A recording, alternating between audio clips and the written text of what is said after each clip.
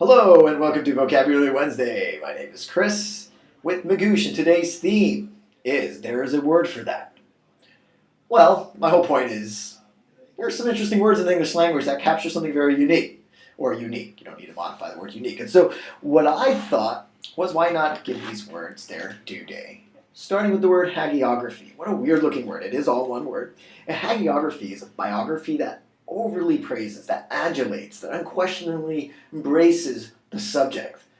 For instance, right now, Steve Jobs, the founder of Apple, he did a lot of great things for Apple. And so when you read about him, sometimes it goes over the line and they sort of treat him like he's this god. And so they write about Steve Jobs in a way that is hagiographic. Now, this is a difficult word. It doesn't pop up. Probably would only pop up on the most difficult of the GRE sections. Next word is moratorium. This is when there's a sort of an ending of an activity or something that people were doing. Oftentimes they were required to do something, but now we're going to stop it.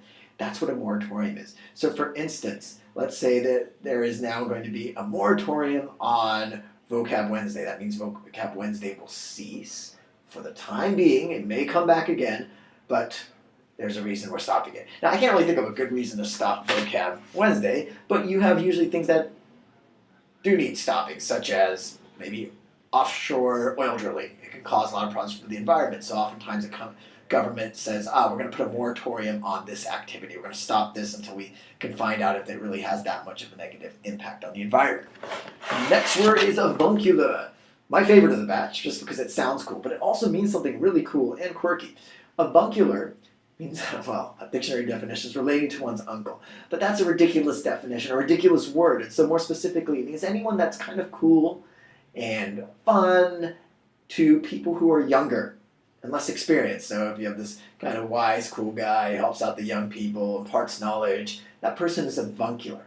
So I can't be avuncular because I'm too young to be avuncular. But let's just say I was, 50 years old, gray beard, and I told you about how to score well on the GRE, and I'm your friend. I want to make sure you understand everything, etc., etc. I would be radiating or emanating an avuncular personality.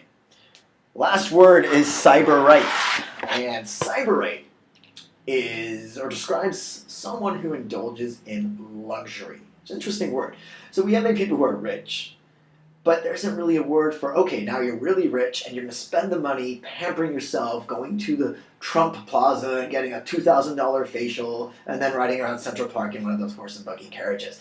That's something a cyberite would do, or someone who is really bad at spending money and will have a massive credit card bill would do. And so I think the key here is you treat yourself, or whether you have the money or not, by pampering yourself to the utmost luxury. So cyberite. And there we have it. There's a word for that, and there were 4 interesting words from this week, and next week we'll be back for more interesting GRE words. In the meantime, check us out at gre.magoosh.com.